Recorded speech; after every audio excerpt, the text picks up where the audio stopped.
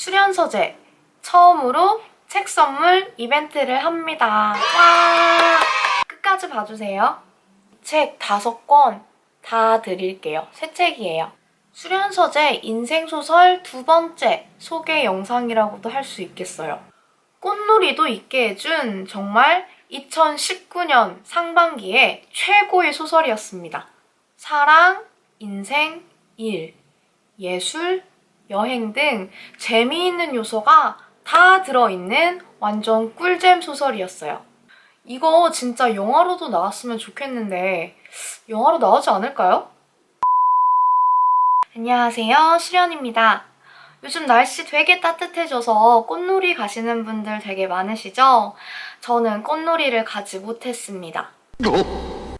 날씨가 너무 따뜻하니까 밖에서 놀고 싶지 막 안에서 책 읽고 싶은 그런 계절은 아니더라고요. 그런데 꽃놀이 대신 저는 이 책으로 이 봄을 시작했는데요. 정말 꽃놀이도 있게 해줄 만큼 완전 꿀잼인 책이에요. 진짜 지난 일주일 동안 이 책 읽으면서 이거 유튜브 각이다 이러면서 영상을 빨리 준비했었죠. 무려 2018년 퓰리처상 수상작인 이 소설, 심지어 퓰리처상 100년 만에 과감한 선택이라는 소문이 자자한데요.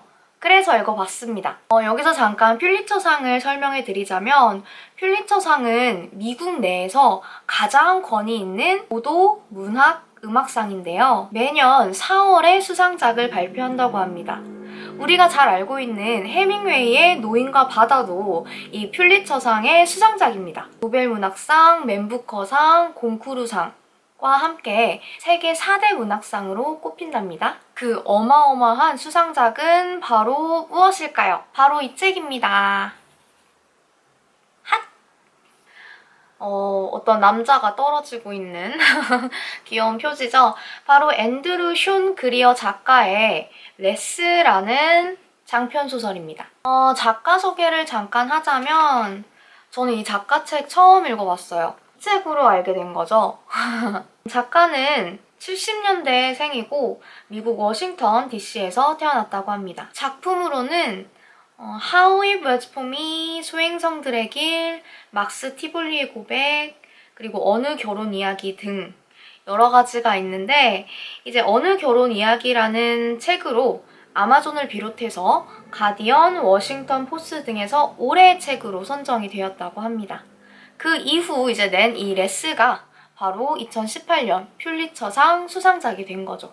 짱! 간단하게 이 책 줄거리를 소개해드리자면 이 그림에 있는 남자가 바로 주인공 아서 레스입니다. 이 주인공 레스는 곧 50세가 되는 무명 작가이자 동성애자인데요. 9년 동안 함께 했던 전 남친에게서 청첩장을 받게 됩니다. 그래서 결혼식에 가지 않을 이유를 계속 궁리를 하다가 그동안 계속 거절했던 여러 종류의 초대를 수락하게 되는 거죠. 그렇게 해서 레스는 긴 여행을 떠나게 됩니다. 멕시코, 이탈리아, 독일, 모로코, 인도, 일본까지 이제 좀 긴 여정을 떠나게 되는데요. 그 여정에서 전 남친 생각도 하긴 하지만 한 15년 정도 같이 살았던 거의 전 남편이라고 칭할 수 있는 로버트, 천재 시인 로버트의 생각도 멈추지 않게 됩니다. 다양한 사람을 만나서 우프고도 정말 짠내나는 그런 사건, 사고가 마구 발생하는데요. 하지만 그 속에서 자신의 인생과 사랑, 그리고 커리어적인 부분, 그리고 진짜 나는 누구일까? 라는 생각들을 궁극적으로 하게 되면서 자기 자신을 진정으로 알아가고 발견하게 되는 그런 기상천외한 재밌는 소설입니다. 최근 읽은 소설 중에서 정말 최고였던 게 아닐까 싶어요. 또 이렇게 제 인생 소설 리스트에 추가가 됩니다. 그럼 포인트 보고 가실까요? 앤드루 숀 그리어의 레스 포인트입니다. 첫 번째, 신선하다기에는 너무 늙었고 재발견되기에는 너무 젊은 중년 게이 소설가의 좌충우돌 세계 문학기행. 두 번째, 리듬감 넘치는 스토리, 매력 터지는 캐릭터들, 거기에 흡입력 있는 문장과 쉴 틈 없이 밀려오는 명문장들까지 아주 완벽한 소설입니다. 세 번째, 나이 듦과 사랑의 본질에 관한 경쾌한 내용, 그리고 광활한 구조의 책입니다. 명문장을 소개해 드릴 텐데 사실은 제가 이거 밑줄 친 명문장만 해도 30개가 넘어요. 이거 다 저는 워드로 이렇게 기록을 해두는데 팔 떨어지는 줄 알았습니다. 이 접은 페이지 좀 보세요. 안 보여? 왜 안 보여?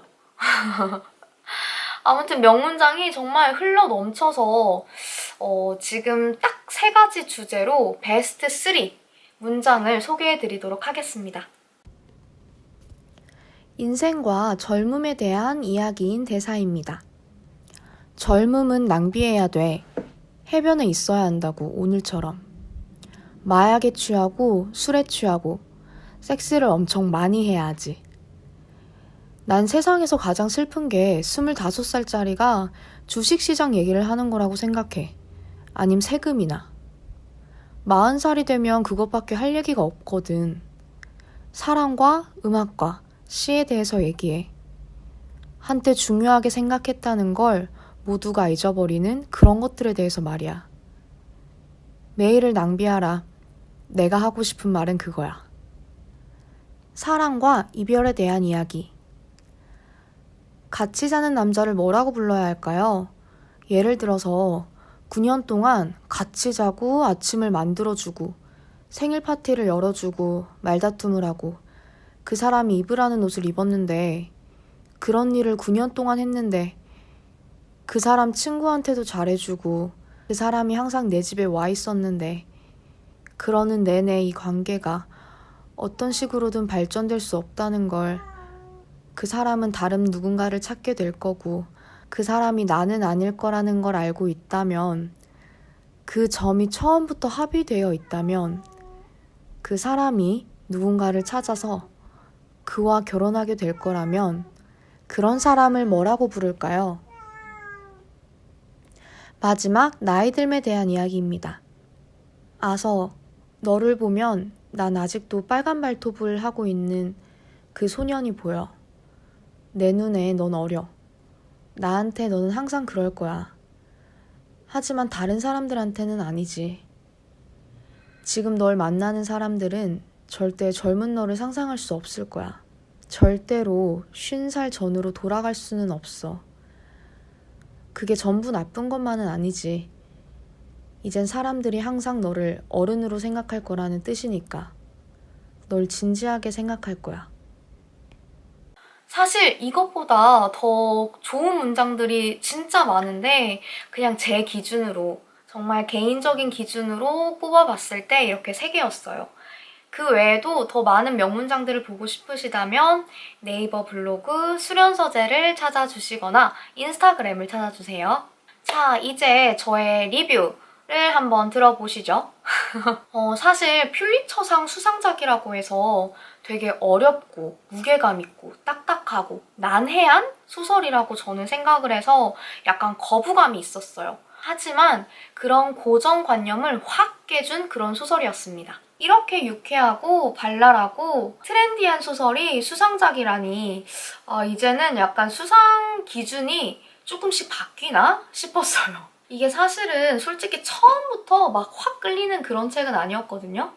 하지만 이게 처음에 레스부터 이제 멕시코, 이탈리아, 독일 나라로 챕터가 나뉘고 그리고 마지막에 레스로 이제 끝이 나는데요. 주인공이 여행을 시작하면서 이제 저는 이야기가 흥미진진하더라고요. 그래서 그때부터 마구마구 빠져들었습니다. 혹시 읽으시는 분들도 처음에 지루한데? 라고 싶으시다면 조금만 더 버텨보세요. 그러면 진짜 꿀잼인 그런 책을 경험하실 수 있습니다. 모든 이들이 꼭 읽어봤으면 했는데 이번에는 정말 저희 부모님에게도 추천해드릴 수 있을 만큼 진짜 재밌는 책이었어요. 특히나 주인공이 50대 중년이다 보니까 이게 20대부터 30대, 40대, 50대까지 그 연령대를 불문하고 모두에게 추천할 수 있는 그런 소설이더라고요. 일단 저는 3가지 키워드로 나누어서 한번 이 책을 얘기해보고 싶어요. 일단 첫 번째는 예술입니다. 주인공들 모두가 소설이나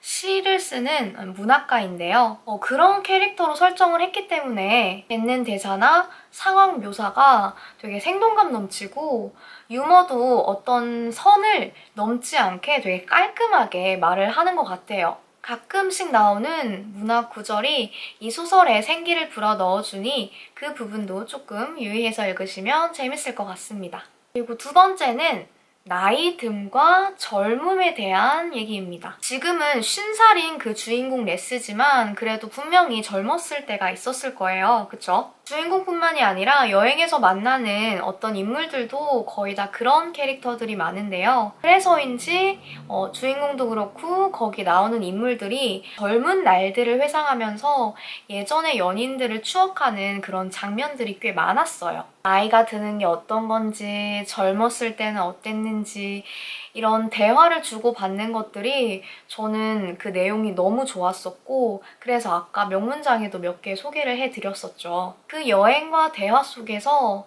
진짜 이 캐릭터, 주인공인 레스도 그리고 읽는 저조차도 삶이란 무엇일까라는 질문에 대해서 조금 더 깊게 탐색할 수 있는 그런 시간이 있었습니다. 마지막은 빼놓을 수 없죠. 사랑인데요. 그리고 또 동성애입니다. 주인공이 게이지만 사실 게이에 대한 그런 부담감이 하나도 느껴지지 않을 정도로 정말 담백하고 재밌었어요. 오히려 동성애자가 표현하는 사랑에 대한 표현들을 알 수 있어서 저는 굉장히 좋았고요. 이성애자랑 별다를 거 하나도 없고 오히려 더 깊고 또 다른 시각으로 표현을 하기 때문에 되게 신선했습니다. 심지어 공감도 넘치고 감정도 되게 풍부했어요. 과거에 15년 동안이나 정말 부부처럼 함께 산 연상남, 시인, 로버트 그리고 레스의 오랜 친구의 양아들 연하남 프레디는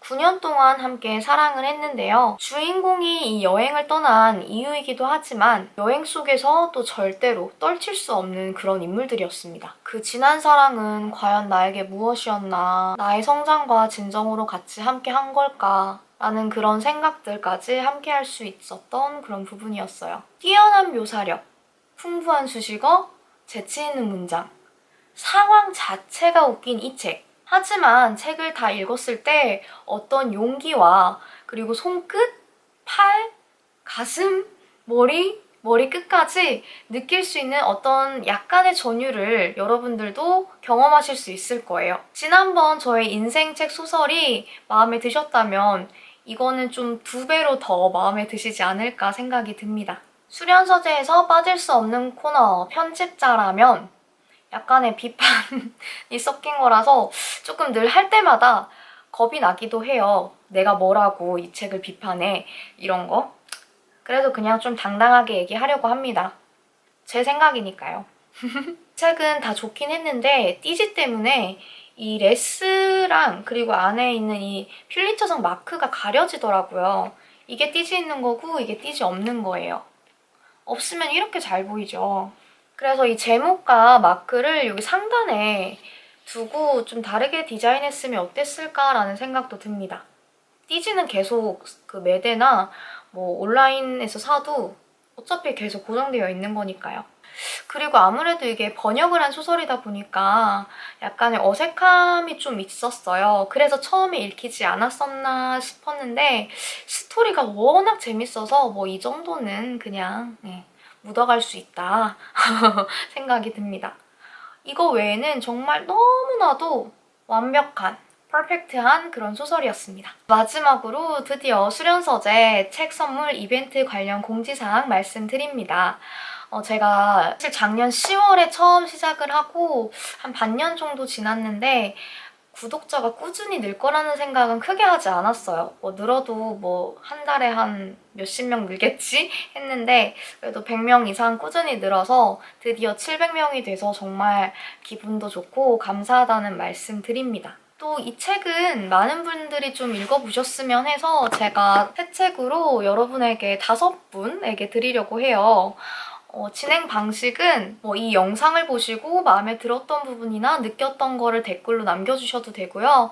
아니면 그동안 봐왔던 수련서재 영상들 중에 좋았다, 아니면 조금 더 개선해야 되겠다 라는 부분이 있으면 정말 과감하게 마구마구 말씀해 주셔도 돼요.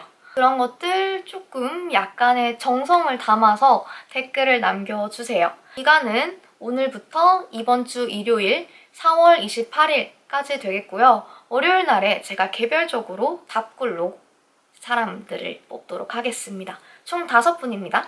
많은 참여 부탁드리고요. 다음 주에도 우리 수련서재에서 만나도록 하겠습니다. 여러분, 오늘도 책 속에서 만나고 싶었던 모든 세상들을 만나시길 바랍니다. 그럼 우리 다음 주에 만나요. 안녕! 구독과 좋아요도 눌러주세요.